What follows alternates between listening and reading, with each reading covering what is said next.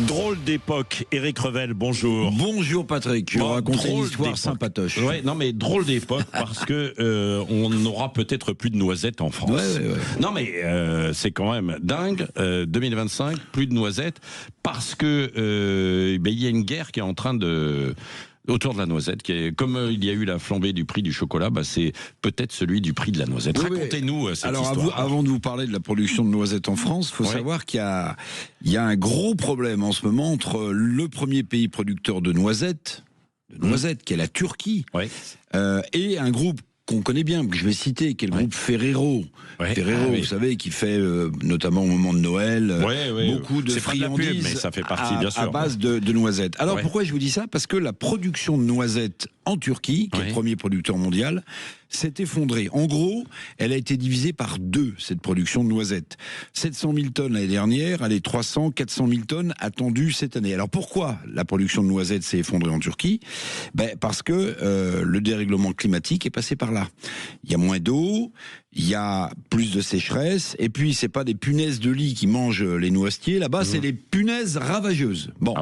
Oui, c'est un véritable fléau. Alors, comme n'importe quelle production, quand l'offre s'effondre et que la demande est toujours aussi forte, notamment de la part de ce groupe qui a besoin de noisettes pour faire les fameuses pâtes à tartiner, pour faire les fameuses bouchées que l'on mange souvent, que l'on déguste à Noël, et quand c'est l'offre qui est inférieure à la demande, les prix flambent.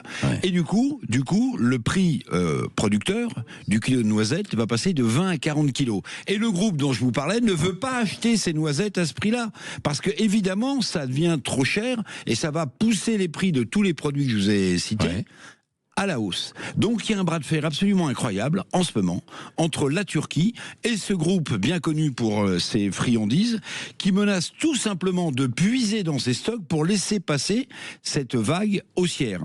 Ou alors de se tourner vers d'autres producteurs comme l'Italie ou les États-Unis. Alors la France, Patrick? Non. Il y a plus de noisettes. Vous savez combien on produit de tonnes? 7500 tonnes. C'est 2% de la production mondiale. Et puis surtout, il y a toute cette campagne qui va nous rapprocher de Bruxelles et des guerres commerciales, parce qu'en fait, les producteurs de noisettes français, on leur interdit d'utiliser certains pesticides, ce qui n'est pas le cas d'ailleurs pour la production turque qui, elle, rentrait à plein goulot avec des produits qui sont interdits. Produits interdits avec pesticides interdits avec des produits qui rentrent, ça vous rappelle quelque chose? Oui, bien sûr, évidemment. Du coup, en France, c'est un vrai sujet. Dans le sud de la France, notamment, on n'a quasiment plus beaucoup de producteurs de noisettes. On les a eu d'ailleurs il n'y a pas longtemps en ligne, à tel point que on se tourne aussi vers d'autres productions. La pistache, par exemple, les amandes. Mais il faut beaucoup de temps. La pistache, c'est plutôt pas mal parce que il n'y a pas besoin de beaucoup d'eau pour la pistache. Bon, et oui, ça nous rappelle un autre sujet autour justement des contrôles, des normes, etc. C'est le Mercosur, parce qu'il va en être question aujourd'hui. Il en est question aujourd'hui à Bruxelles. Vous le disiez ce matin, 10 000 agriculteurs sont partis à Bruxelles pour faire pression, de l'Europe, notamment 4 000 agriculteurs français. Il y a 3 points absolument centraux dans le traité du Mercosur. Il y a ce qu'on appelle les clauses de sauvegarde, c'est-à-dire un niveau de prix ou un niveau de volume. Alors, le Parlement européen a abaissé un peu ce niveau de clause de sauvegarde, mais le compte n'y est pas. Il y a les fameuses clauses miroirs, je vous en parlais pour les noisettes. Il y a ces produits qu'on va importer, mais qui ne respectent pas les mêmes normes de production que nos agriculteurs en France, qui vont être non seulement concurrencés, mais qui vont voir des produits arriver sur notre territoire, sans doute pas avec la même qualité sanitaire. Et puis il y a la question du contrôle. Qui va contrôler tous ces produits au départ du Brésil, au départ d'Argentine, de l'Uruguay ou du Paraguay, et qui va les contrôler en France? Donc ces 3 points sont absolument centraux. Alors on vient de récupérer à nos côtés, contre le traité du Mercosur, l'Italie. L'Italie fait cause commune. Et était hésitante, Mélanie, mais a priori... Donc vous avez 3 pays importants agricoles qui sont contre le traité du Mercosur, bien que Emmanuel Macron a beaucoup varié sur le sujet. Vous avez l'Italie, la Pologne et la France, mais pas l'Allemagne. Et je vais vous expliquer une petite chose, Patrick. Vous avez vu que la Commission de Bruxelles a décidé de repousser la fin des moteurs thermiques en 2035. La Commission de Bruxelles, en faisant un raccourci, c'est Madame von der Leyen, qui est allemande. Le traité du Mercosur, on va importer, ce que je vous disais, de la viande, du soja, mais on va exporter quoi?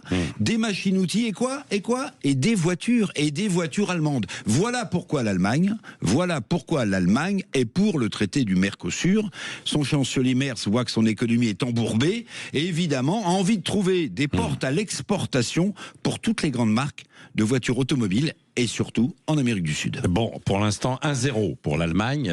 Donc sur les voitures, ils ont gagné. Là, ils peuvent encore gagner sur le Mercosur, parce que quand il y a des matchs, c'est un peu comme en football. Hein. Ça va avancer ce que l'on disait. À la fin, c'est toujours l'Allemagne qui gagne. On va voir. Ça a changé. Merci Eric Revel. Vous revenez tout à l'heure à 8h30 dans le grand débrief. On y reviendra. On sera notamment aussi justement avec des agriculteurs. On abordera beaucoup d'autres sujets, bien sûr. Votre invité, après l'invité politique de Jean-François Aquili. Bonjour Jean-François. Bonjour Patrick. Votre invité ce matin, c'est pas un politique. Non, mais c'est un sujet connexe. Hein. Bien sûr. C'est Alain Di Crescenzo qui est le président de CCI France, avec qui regroupe toutes les chambres de commerce et d'industrie. De quoi est-ce qu'il va nous parler? Eh bien, de la santé du petit commerce, et pas que d'ailleurs, en ces fêtes de fin d'année. Hein. Vous savez, le commerce de centre-ville qui souffre, et puis qui est tributaire du climat, de tout ce qui se passe aujourd'hui, de cette mobilisation, de cette inquiétude aussi, et puis de ce budget qui n'en finit pas de ne pas arriver, avec des surtaxes sur toutes les entreprises. Nous verrons bien quelle est l'humeur des chambres de commerce, des commerçants en France. Oui, absolument. Merci, à tout à l'heure. Donc, 8h15. Il est 7h53, les chevaliers du matin.